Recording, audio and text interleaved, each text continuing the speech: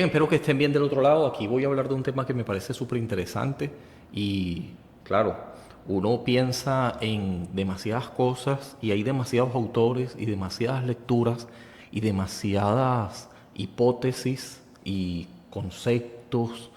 Hay una larga cantidad de sugerencias, consejos y referencias y es abrumador, la verdad.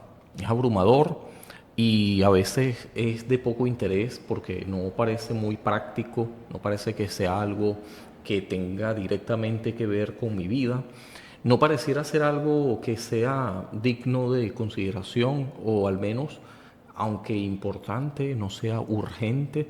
Hay prioridades y en la vida nosotros tenemos demasiadas cosas que hacer y demasiadas cosas que seguir en el hecho de que están expuestas y permanentemente a nuestro alrededor como la cuestión principal. Y cada quien, por supuesto, configura su vida de cierta manera y la pretensión no es intentar dar consejos o hacer planteamientos categóricos, fórmulas que se pueden replicar y que son recetas mágicas que de alguna manera tengan que ver con usted o con todos como que si fuera una cuestión universal. Cada persona tiene su propio interés, tiene su propia forma de llevar su vida y por supuesto es por allí lo importante de la intersubjetividad, la interrelación, la cuestión ya más allá de lo individual, del hecho particular. También es verdad que las experiencias ajenas que muchos ponen por escrito y que de alguna forma trascienden en el tiempo justamente por eso, porque son ideas que se destacan y es que pueden funcionar en muchas personas y sí revisten un carácter universal, de alguna manera porque tienen resonancia con cualquier otra cuestión de interés.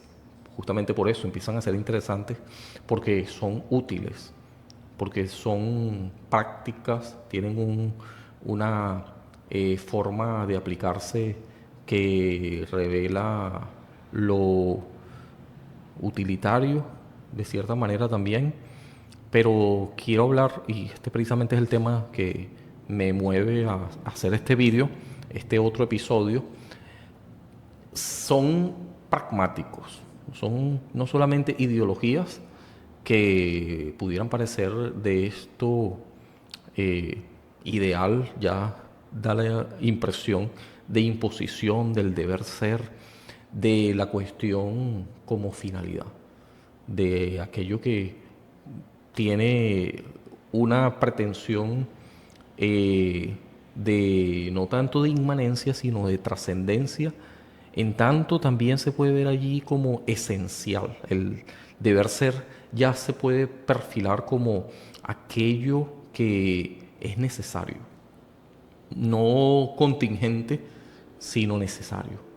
Es algo que está atado a la totalidad, a esto del idealismo trascendental, por ejemplo, de Hegel. Es algo que de alguna manera discute o difiere muy decididamente, ¿no? Y que las ideas llevan a justamente replantearse esa conceptualización que en su día estuvo muy vigente. No estoy diciendo que lo de Hegel está desfasado, todavía sigue siendo un autor súper interesante y súper complejo. Y además que es muy actual, sus interpretaciones son de su obra, de todo lo que él escribió y de estos ideales.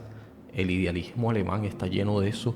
Es algo muy, muy complejo, muy interesante también, ¿no? No estamos diciendo que Hegel y el idealismo trascendental y todo lo que se deriva de las diferentes interpretaciones además que se le ha dado, que no dejan de ser interesantes y dignas de examinar, ¿no? Pero muy complejas, eso sí, también.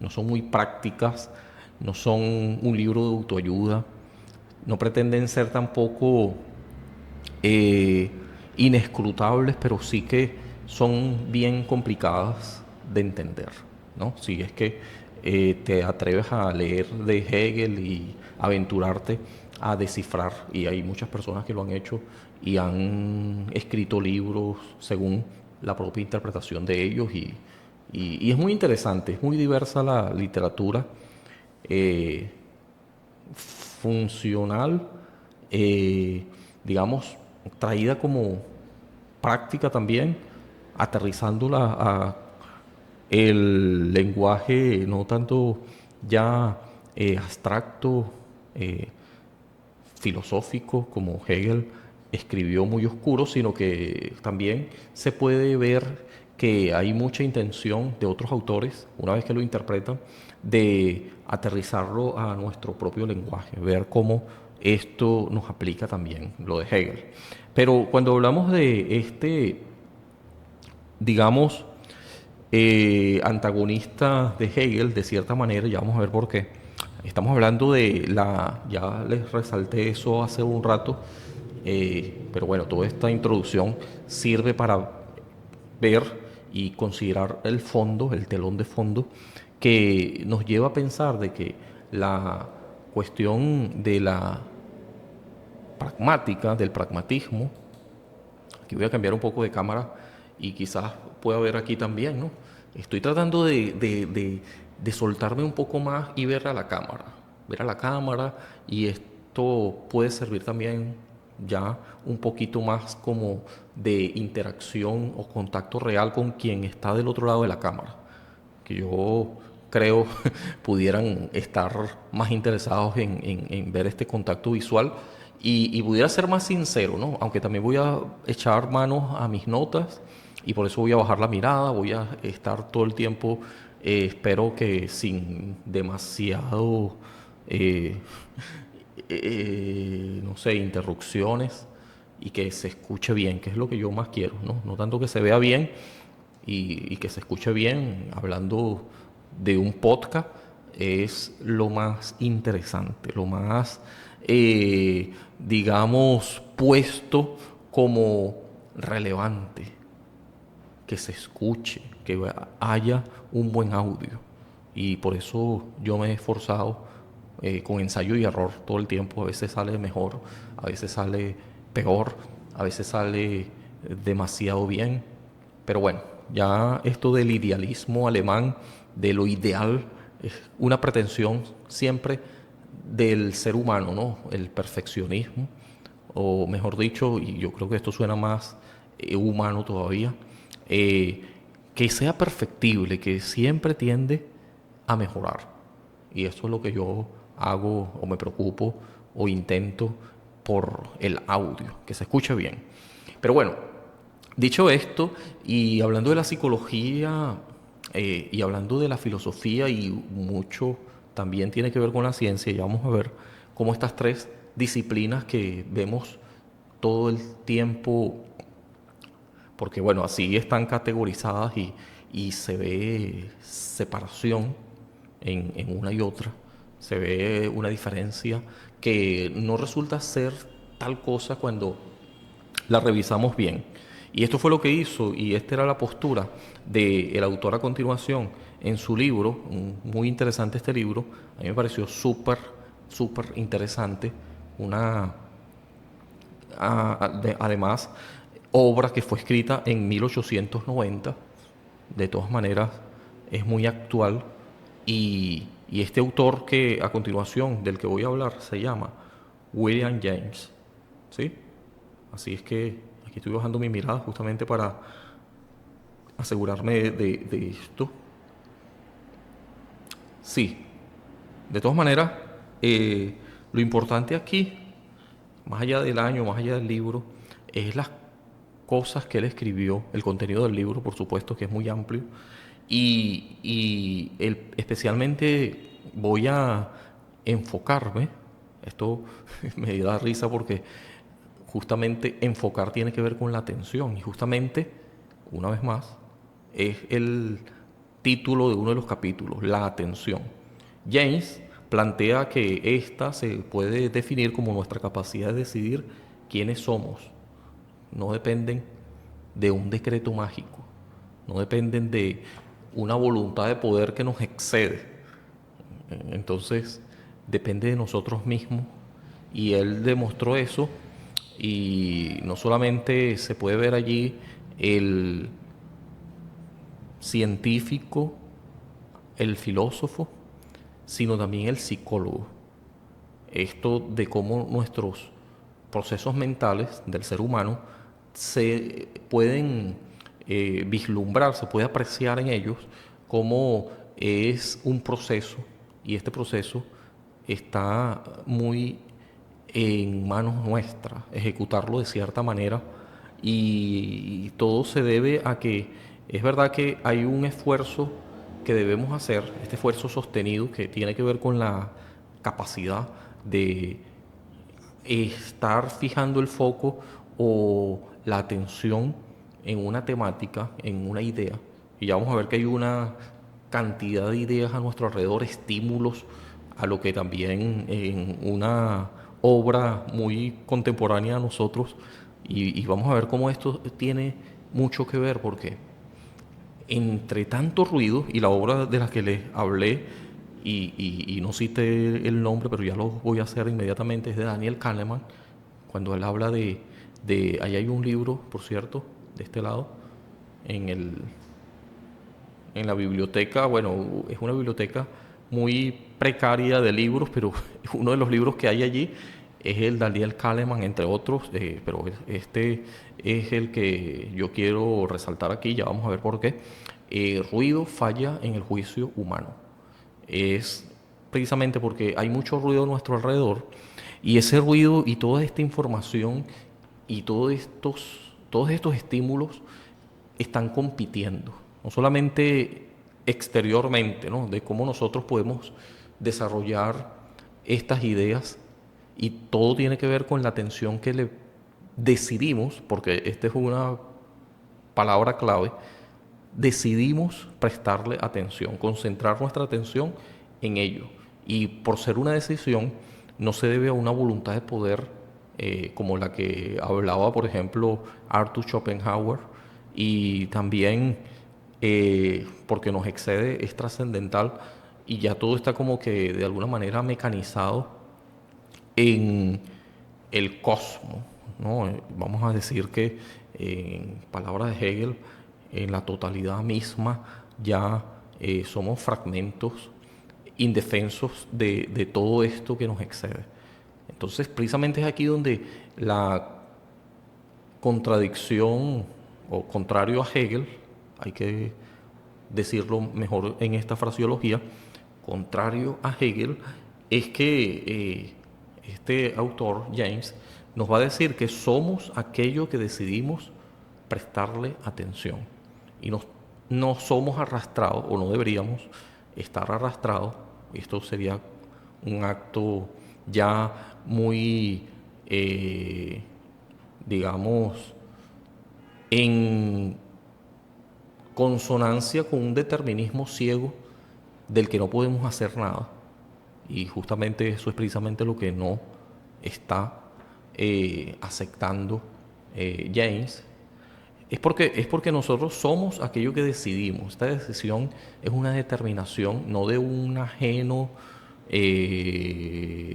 una ajena fuerza que nos excede, de un decreto mágico, sino más bien el libre albedrío es el que va a prevalecer, porque lo tenemos como un don, como un regalo valioso, que somos nosotros los artífices de nuestro destino, los arquitectos de nuestra vida.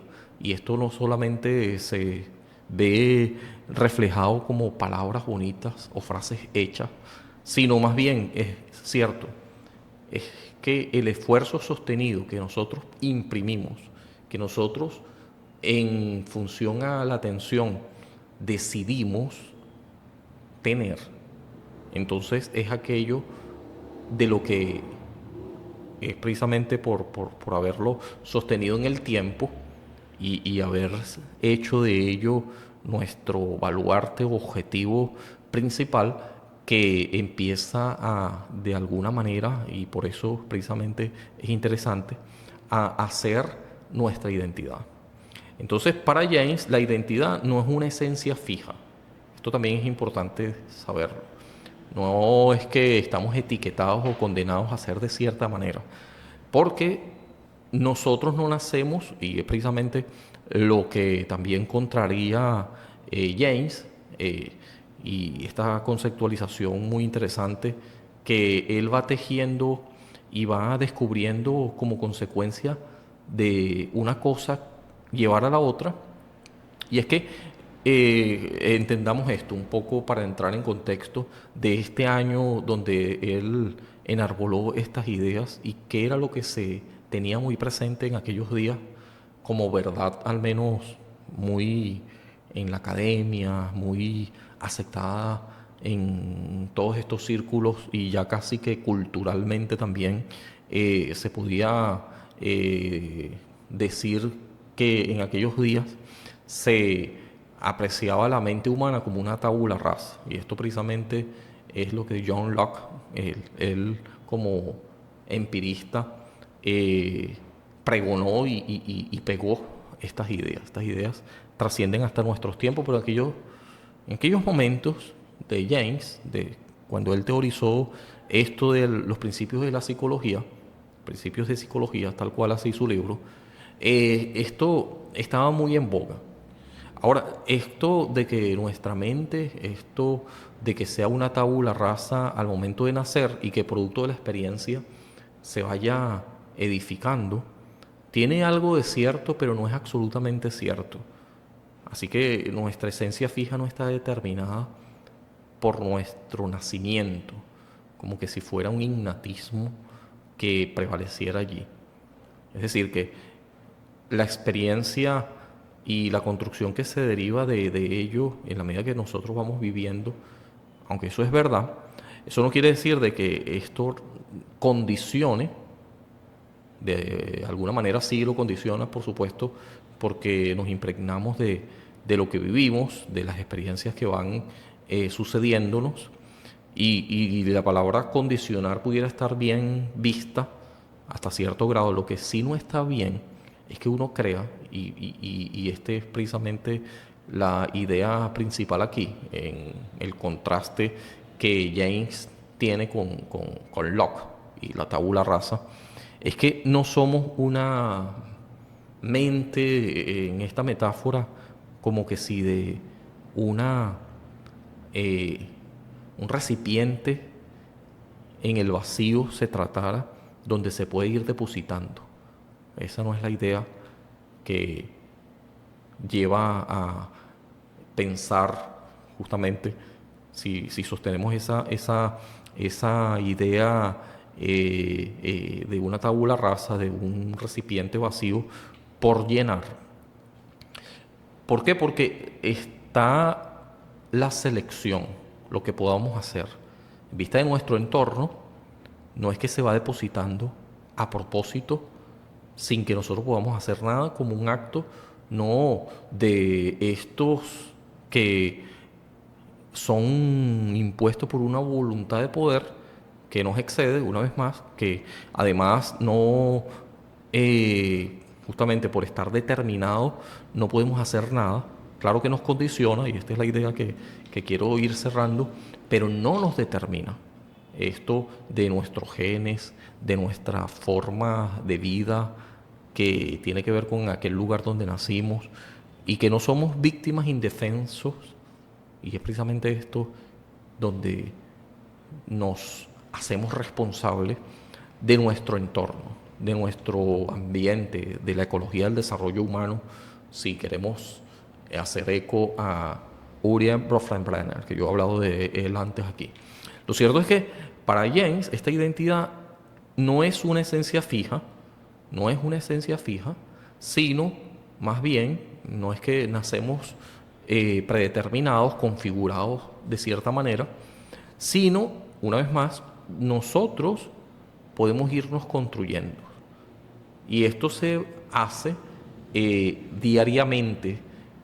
Y aunque hagamos cosas pequeñas, la constancia, el hecho de que la repitamos una y otra vez, es lo que nos irá forjando y es una selección que hacemos.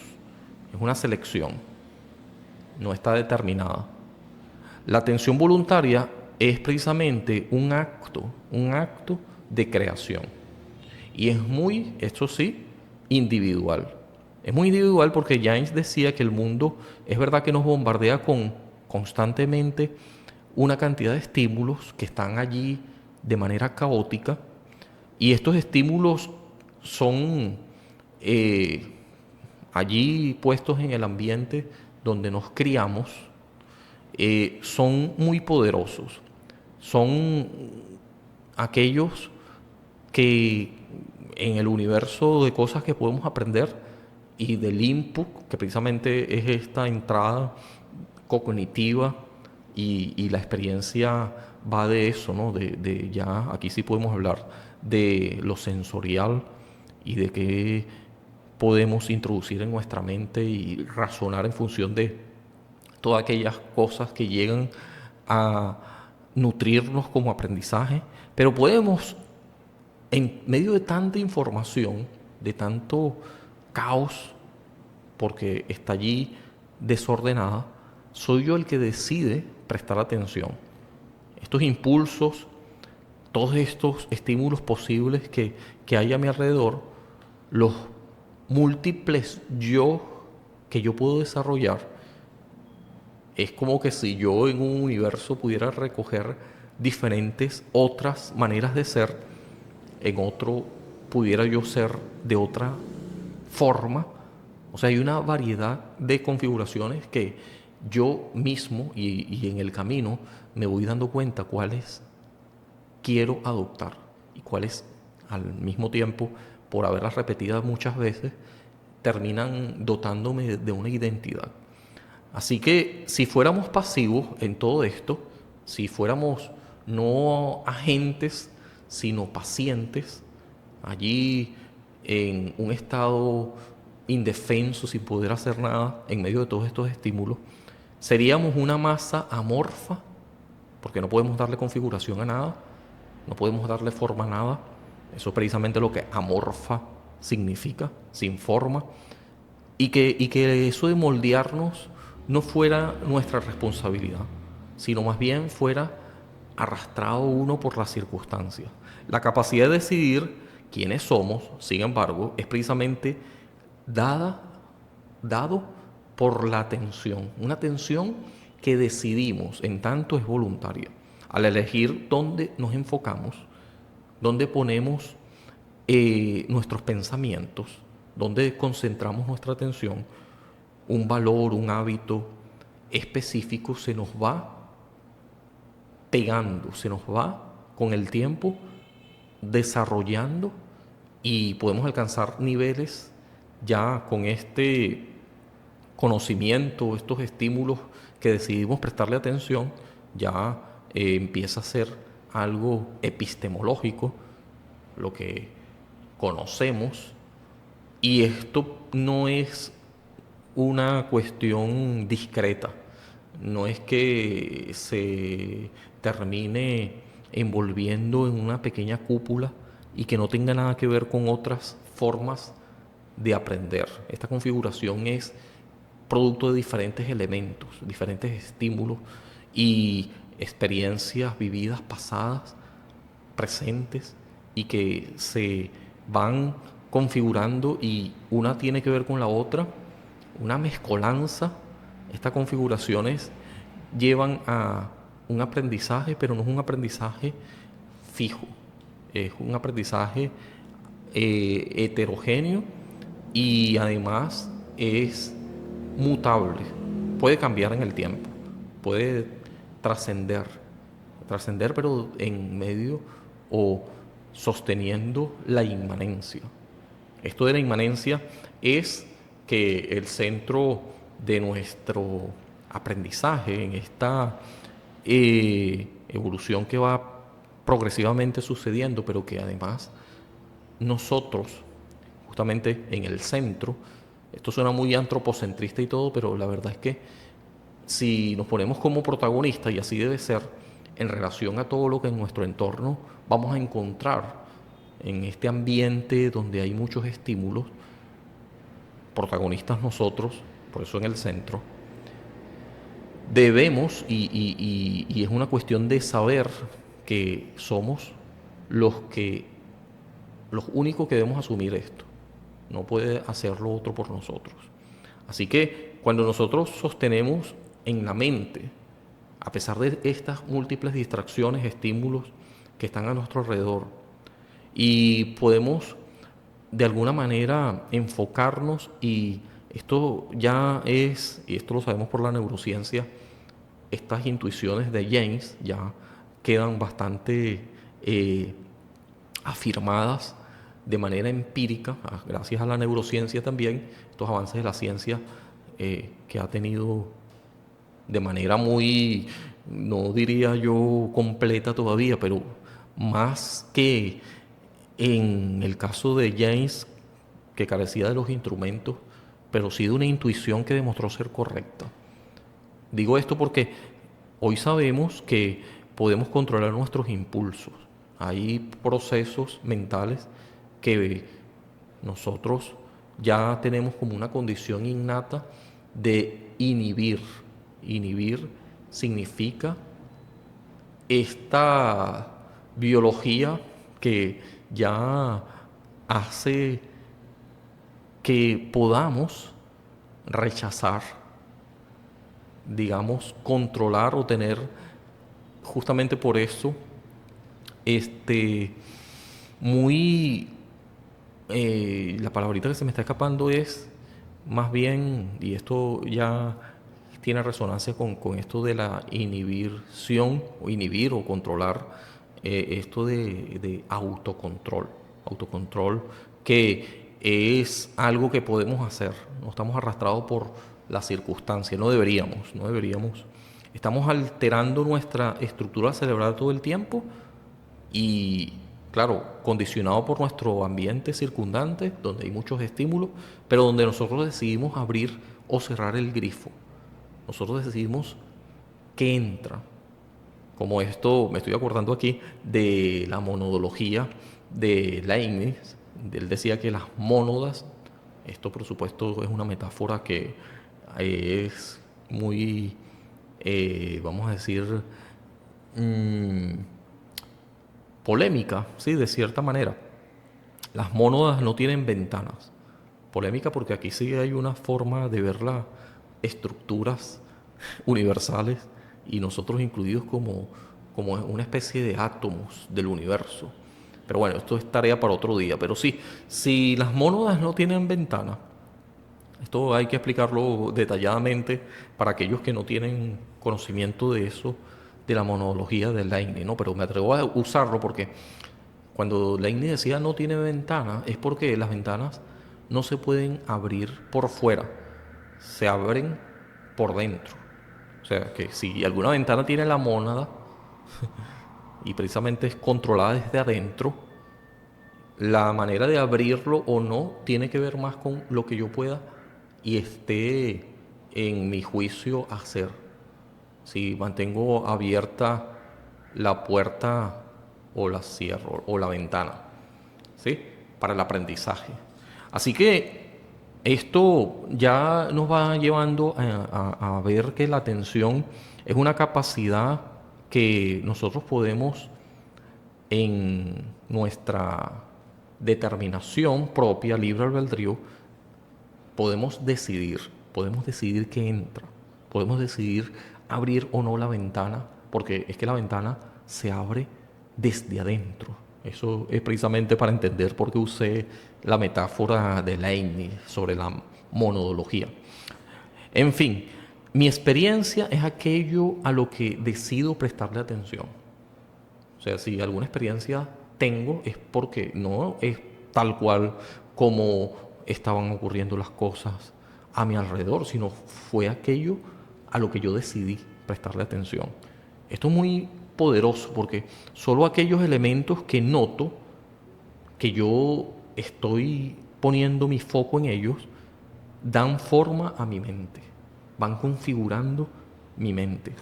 Si decides prestar atención a impulsos de temor, entonces estos son los que van a prevalecer. Esto va a construirnos como alguien temeroso. Si hacemos el esfuerzo voluntario y sostenemos ideas de coraje en el foco de nuestra conciencia, esto se va a dar. La acción subsecuente de lo que yo decido prestarle atención, enfocarme, va a prevalecer. Y esto tiene que ver más conmigo y el hecho de que yo pueda sostener estas ideas. La acción se define y todo esto que se va a derivar de lo que yo presto atención en función a justamente eso, esto de poder yo de manera voluntaria hacer que esta idea se pueda no solamente tener, sino sostener en el tiempo. Así que el libre albedrío para James, como hemos visto ya, es un esfuerzo de la atención. Para mantener una idea viva, es vital, es importante que esta idea se mantenga en la mente, y para que esto ocurra, es importante, es imperioso, una vez más resalto esto, que se pueda arraigar. Y esto es porque eso de esta idea está compitiendo con otras ideas, y hay una serie de ideas que yo puedo en estas alternativas, porque decidir implica dejar una cosa por otra, no puedes decidir todas las cosas, es que cuando otra intenta desplazar esta idea que yo quiero sostener, yo tengo que estar riñendo, y esto es un proceso mental que sabemos que ocurre, y finalmente la idea que prevalezca no es por una voluntad ciega, ni por una vez más, un decreto mágico, sino porque yo decido, y esto por supuesto requiere esfuerzo, es una competencia de ideas, como vemos, una rivalidad de ideas, y la que yo quiero que se sostenga, el esfuerzo va a venir de lo que yo voluntariamente quiera, y no va a ser fácil. El hábito, y es precisamente aquí donde hablamos de el ser consecuente, el sostener una idea implica eh, la costumbre, de cierta manera, y aquí se me viene a la mente a David Hume, porque él es el que hablaba de esto, del hábito. Cuando estamos habituados, también hablaba de eso, ¿no? De la costumbre. La costumbre viene de estar viendo un fenómeno una y otra vez, y justamente por verlo de cierta manera, ya llega un momento en que nosotros podemos, y esto es lo que pasa con muchas personas también, cuando tienen expectativas de que algo ocurra de cierta forma, debido a que ya ha estado ocurriendo por mucho tiempo, así que no hay, digamos, razón, al menos se va despejando duda de que puede volver a suceder. Entonces hay allí no una certeza absoluta, sino que por esta repitencia que ya por costumbre venimos observando, venimos valorando, viene sucediendo de cierta manera, entonces ya tenemos expectativa de que siga siendo el caso. Ya lo vemos como una especie de atado a la costumbre. Entonces es como algo necesario. Pero bueno, ya vemos que no todo el tiempo va a ser así. Si aparece una anomalía o algo que termina relegando esta idea, entonces estaríamos dispuestos a cambiar una idea buena por una idea mejor. Y claro, una idea mala, si ya descubrimos que es mala, por una buena. Y así vamos cambiando de buena, esperemos que a una mejor. Que podamos saltar de un sitio seguro a uno más firme todavía, o podamos seguir ascendiendo, ¿no? Esto es la idea de progresión, de progreso, de evolución, no involución, que es como ir hacia atrás. Pero bueno, esto es muy relativo, ¿no? Muy holístico también.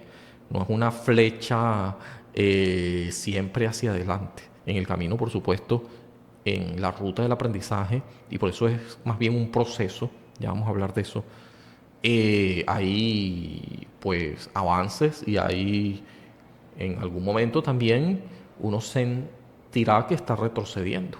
Pero bueno, la idea es seguir avanzando y no quedarnos estancados. Así que no es por eso mismo algo inmutable, siempre va mutando y es mejor que sea así. Así que esto de libre albedrío, para James, se trata de este esfuerzo de la atención para mantener una idea viva en la mente cuando otra intenta desplazarla o sacarla del sitio. Entonces, cuando estos hábitos, que son los que terminan esculpiendo o configurando nuestro cerebro, la arquitectura de nuestro cerebro, y esto es una metáfora muy interesante relacionada con la neuroplasticidad, en el hecho, en el hecho de entender de que nuestro cerebro es maleable. Y James, muy adelantado a su tiempo, estamos hablando de su libro de 1890, Principios de la Psicología, nos iba a decir en un capítulo magistral, que ya habíamos hablado del capítulo que se llama La atención. Este otro capítulo se llama justamente y está relacionado con el hábito. Y él lo describe, y aquí pasamos a otra idea que además está muy relacionada con la otra, no está desligada a la atención, porque la atención, ok, fijamos esta atención, pero después que sostenemos esta atención y con el tiempo llega a hacernos esta atención un hábito. Y ya se define o se puede escribir en el libro de James como la gran fuerza volante de la sociedad y el mecanismo biológico de la identidad. Esto es interesante, ¿no? Según James, él argumentaba, recordemos que era además un estudioso psicólogo y también científico, casi que el equivalente a un neurólogo, y él no solamente hablaba de cuestiones ideológicas, sino también de ciencia pura y dura, tal como él la entendía con los instrumentos que en su momento tuvo, que por supuesto eran guiados también por su intuición. Y es que él argumentaba que el cerebro plástico, esto es precisamente lo que yo veo muy adelantado a su tiempo, y esta plasticidad y esta capacidad de adaptación de nuestro cerebro, entonces cada vez que nosotros, justamente entendiendo esta biología de, de esculpir por poder hacerlo, ya que no es rígido, nuestro cerebro tiene la capacidad de adaptarse, pero va a ser vía nuestra propia condición y es precisamente donde el hábito, como va configurándose nuestra forma de pensar, cada vez que decidimos actuar, cada vez que decidimos hacer una actividad y la repitencia de ella, entonces nosotros podemos alinear lo que somos, pero impulsados, una vez que repetimos esta actividad, con aquello que queremos llegar a ser, con lo que queremos ser. Cavamos una canal neuronal. Estamos haciendo un surco cada vez más profundo cuando nosotros hacemos de una idea más énfasis repitiendo una actividad. ¿Sí? Entonces es precisamente cuando se va instalando. Aquí me estoy moviendo y estoy viendo también que me están llamando por ahí. Bueno, vamos a ver si puedo proseguir con el vídeo, ¿no? Aquí tengo unas notas y quiero ir terminando también. Pero eso me parece súper interesante y les cuento.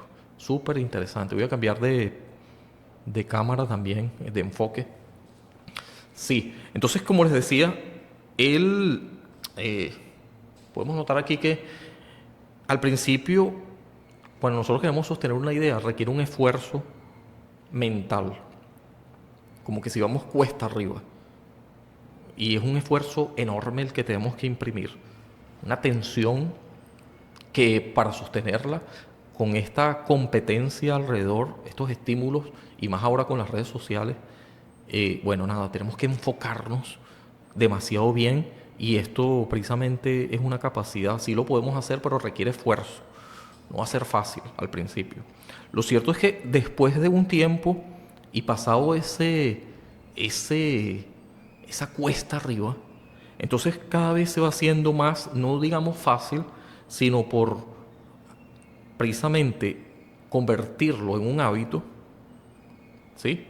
Ya este ejercicio intelectual, este esfuerzo mental enorme que hemos impreso, hemos decidido ponerle al principio, con el tiempo se vuelve automático. Y aquí podemos entrar en Daniel Kahneman otra vez, en el sistema uno, pensar rápido. Ya es algo que puede decirse más automático, más justamente por automático podemos a priori entrar en... Primero lo tenemos bien mordido y yo hablé también aquí de un personaje muy interesante que hablaba de por qué se ve fácil una actividad con el tiempo. No me acuerdo cómo se llamaba el personaje, ya lo voy a poner por aquí. Tengo un vídeo y hay un libro al respecto muy, muy bueno que habla del flow. Cuando podemos fluir con esto que ya se nos da bien. Porque lo hemos practicado muchas veces, no es producto de la casualidad. No es que tengamos un don extraordinario producto de un decreto mágico, no. Más bien requiere un esfuerzo mental enorme al principio, ponerle atención. Así que estudiar, si quieres hacerte, digamos, un experto en algo, y justamente va a ser vía practicar, no una, no dos, no tres, sino demasiadas, muchas, múltiples veces. Algunos dicen que un hábito se adquiere después de 100 veces, otros tienen unos números más grandes. Es algo que definitivamente podemos hacer. Eso sí requiere esfuerzo. Para James, decidir quiénes somos no es un ejercicio intelectual de introspección pasiva. Es una decisión práctica, es una resolución que uno debe tomar. Es algo que uno va a hacer en el presente y que se proyecta al futuro. Y que microelecciones van a ser, o sea, pequeñas cosas físicas y mentales, van a hacer que nosotros pasemos, nos convirtamos en un experto. Nos convertimos en un manojo de hábitos ambulantes. Por lo tanto, decidir quién quiere ser o quiénes somos es decidir qué hábito vamos a cultivar hoy. Y esto es muy interesante y también aquí podemos pensar en el concepto de la voluntad de creer. Podemos pensar en otros conceptos como esto ya sería para otro vídeo, porque esto es muy amplio, en el concepto de la creencia y estos valores que uno va desarrollando y de por qué no todos creemos lo mismo, esta voluntad de creer, esto de sostener una idea en el tiempo, que es un esfuerzo constante que podemos hacer y que no todos lo hacen, porque la vida fácil y ver resultados rápidos en esta era de la inmediatez es lo que muchos están, digamos, aspirando a tener algo pero rápido, sin hacer un esfuerzo consciente, sin siquiera proponerse que el esfuerzo es precisamente un medio y que no es inmediato, es producto de muchos pequeños esfuerzos, pequeñas conquistas que te van a ir edificando. Einstein, esto es un ejemplo que yo puse aquí que me parece interesante porque él cuando tenía 16 años, y aquí vemos cómo una idea se puede sostener en el tiempo y puede ir madurando. Claro, si una idea es buena, ya tienes que darle tiempo, no la puedes desechar tan rápido tampoco, ¿no? Eh, que también puede ser una idea mala que con el tiempo tengas que rechazar, ¿no? Y que es que esto precisamente tiene que ver mucho con la resiliencia. Resiliencia es resistir, pero con entereza, con una buena actitud. Si queremos darle una conceptualización muy, muy volátil, muy rápida. Pero Einstein, y es precisamente este ejemplo que pongo aquí ya para ir terminando, con 16 años él se hizo una pregunta. ¿Qué pasaría si corrieras al lado de un rayo de luz a su misma velocidad. Entonces, cualquier otra mente habría dejado de ir tras esa idea 5 minutos después. Y es que hay tantas cosas por hacer, el flujo mental es tan precipitado, hay tantos estímulos, que bueno, la conciencia, estos estímulos más inmediatos, con esta idea que además es tan abstracta, pues pudo haber sido en el caso de este que él rechazara esta idea, ¿no? La tirara al tacho de la indiferencia. Pero Einstein, en cambio, la sostuvo por mucho tiempo, la mantuvo en el centro de su atención durante 10 años, hasta que esa fijación mental, digámoslo así, parió la teoría de la relatividad especial en 1905. Y para quienes saben un poquito de ciencia o de cultura general, saben de qué estamos hablando. Luego hizo lo mismo con la gravedad, Einstein, otra vez. Imaginó a un hombre cayendo de un tejado o un ascensor flotando en el espacio.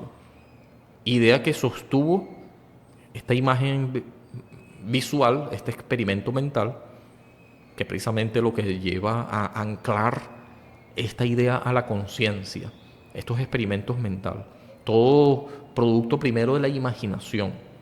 Entonces él sostuvo esta imagen visual, un hombre cayendo de un tejado o de un ascensor flotando en el espacio. Y hasta 1915, él justamente pensando en esta idea y formulándola de muchas maneras, de diferentes ángulos, de manera matemática, ya más abstracta, pero sosteniendo esta idea, él formuló la relatividad general.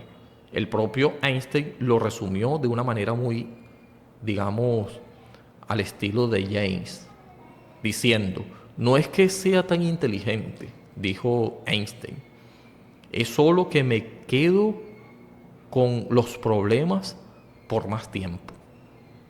Entonces, si queremos sostener una idea, y esta idea va a competir con muchas otras, muchos otros estímulos a nuestro alrededor, más vale que le imprimamos todo el esfuerzo posible y más vale que el hecho de edificarla con el tiempo y que se vuelva costumbre, no sea una costumbre aburrida, tediosa, sino más bien nos lleve al nivel flow, nos lleve a esculpir nuestro cerebro, la arquitectura de nuestro cerebro, gracias a la neuroplasticidad, por eso es posible, podamos desarrollar un hábito que sea exitoso, un hábito que además es muy personal. Pero claro, el mismo mecanismo del cerebro que lleva a sostener un hábito benigno, de alguna manera, un hábito que es muy bueno para nosotros, también puede arraigar, puede acaparar un hábito, digamos, calamitoso, un hábito desastroso, venenoso. Entonces, por eso es que hay que ver a qué cosa nos acostumbramos. Si nos acostumbramos a una situación mala, es verdad que podemos salir de allí, pero también es verdad que es más difícil, esto lo han dicho muchas personas, a lo que yo puedo estar de acuerdo y a lo que le podemos dedicar todo un vídeo y toda una teoría y con muchos detractores, ¿no? Pero es que hay cosas que cuestan desprenderse de ellos, deshabituarse, desaprender, es más difícil. Y claro que no es imposible, pero sí que tiene bastante, claro, le tienes que imprimir mucho esfuerzo también para quitar eso de allí, pero sí que lo puedes despojar. No estamos condenados a estar todo el tiempo empeñados en una idea. Así que eh, un vicio, así le llaman a los hábitos malos, la mayoría de las veces, se puede también desarraigar. Y eso precisamente tiene que ver con la arquitectura de nuestro cerebro, la neuroplasticidad, con lo que James decía de la cuestión ya del libre albedrío. No estamos determinados obligados a hacer siempre lo mismo. Pero qué bueno que más bien usemos estos recursos de nuestra, digamos, este potencial de nuestro cerebro para habituarnos a cosas que nos gratifiquen y que nos lleven a un buen destino. La genialidad de James no era señalarnos una cualidad mística, sino la capacidad de enfocar el haz de luz de la atención en un solo punto sin que parpadees. Es decir, Einstein demostró que cuando sostienes una idea en la mente, y hay muchos otros casos, pero hablando de Einstein, que fue los ejemplos que puse, si lo mantienes en la mente durante el tiempo más prolongado posible, si esta idea prevalece, no solo resuelves un problema físico, también puedes decidir quién eres.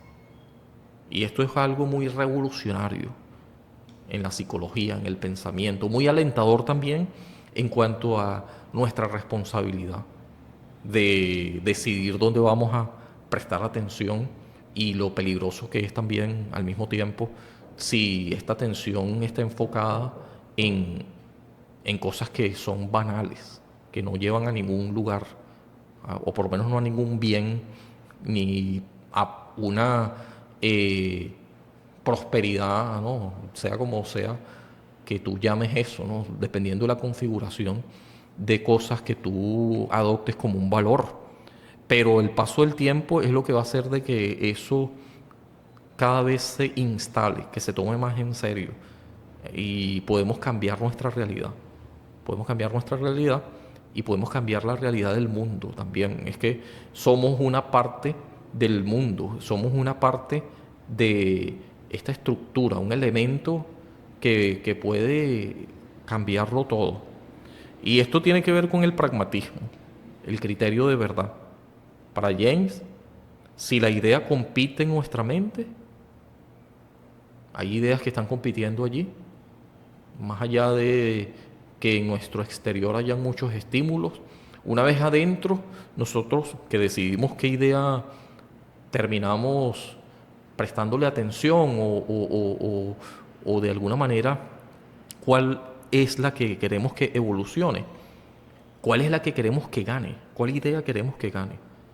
Y la respuesta pragmática sería aquella que tenga un valor en efectivo para la vida práctica.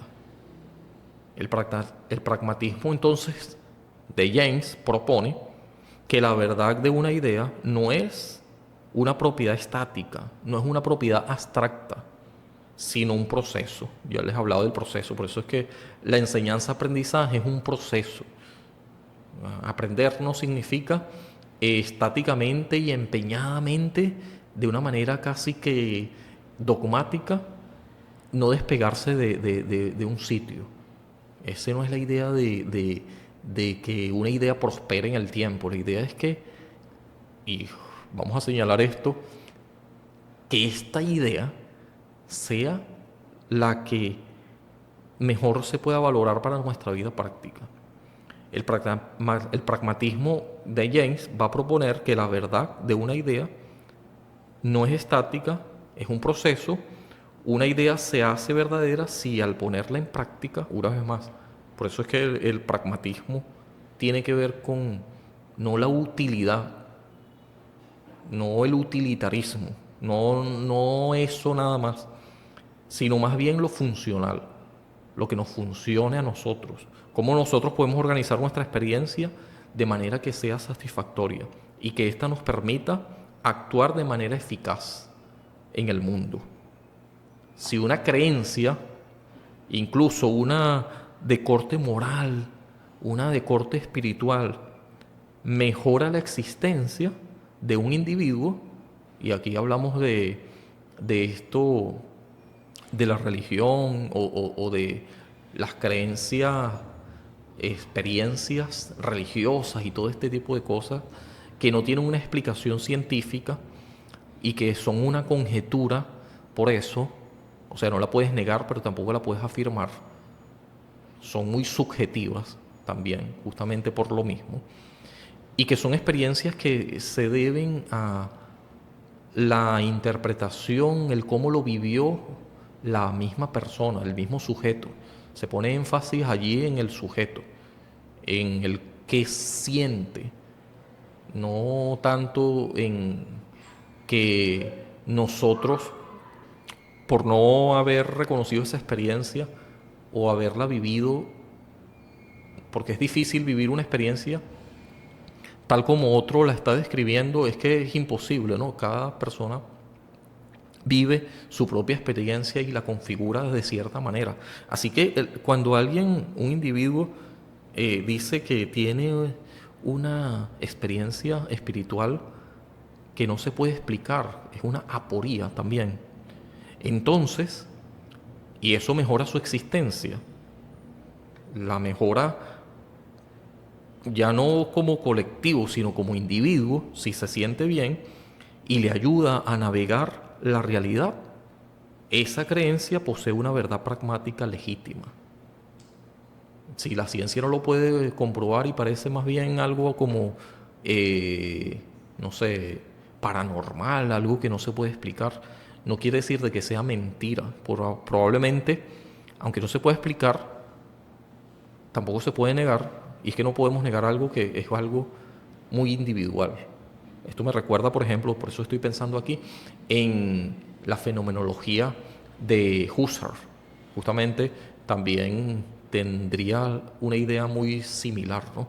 Es que cómo tú puedes, usted puede decir que lo que alguien está diciendo es mentira. A lo mejor es verdad que no tiene sentido para nosotros, pero quizás para esta persona, en su lógica interna, tal como él la vivió, no es que nos está mintiendo, sino más bien eh, es lo que la persona de manera, según su propia forma de sentir esta experiencia que es muy individual para él, entonces probablemente esté siendo sincero, aunque eso no esté necesariamente atado a la verdad. Así que esta creencia posee una verdad pragmática y legítima para esta persona. Entonces, tal como James veía estas cosas que están reflejadas en nuestra mente, como un escenario que es muy dinámico, que es plástico, que es plural, donde las ideas luchan por sostenerse unas compitiendo con la otra, entonces vamos adaptándonos continuamente a las circunstancias, a las exigencias de nuestra vida, a la vez que vivimos diferentes experiencias, de un entorno que además está siempre en constante cambio. Entonces, bueno, esto es lo que quería decir. Yo creo que esto está muy interesante y ya tiene que ver con la atención, tiene que ver con el hábito, el libre albedrío, el concepto de voluntad de creer o las experiencias religiosas. Hablamos también un poco del pragmatismo que encierra todas estas ideas en el libro de William James, Principios de la Psicología. Muy interesante.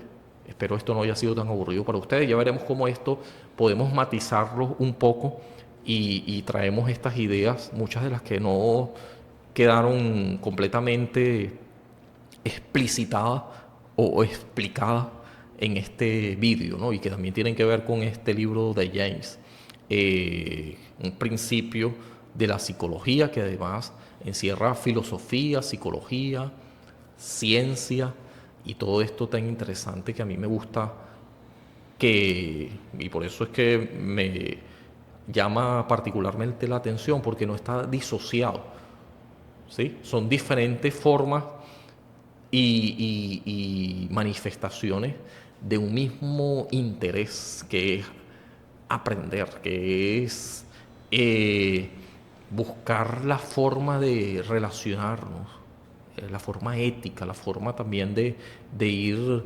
entendiendo el mundo, incluyendo las personas y los fenómenos que muchas veces no tienen una explicación tan sencilla y que debemos no desechar demasiado rápido, ¿sí? Que forman parte de nuestras experiencias y que además nos dan todo el tiempo la posibilidad de crecer como aquella persona que puede esculpir su cerebro, pasando por el hecho de que pueda recrear, pueda sostener buenos hábitos, ¿sí? Y bueno, hay que tener cuidado también con los hábitos dañinos que se traducen en vicio y que por supuesto de allí también podemos salir.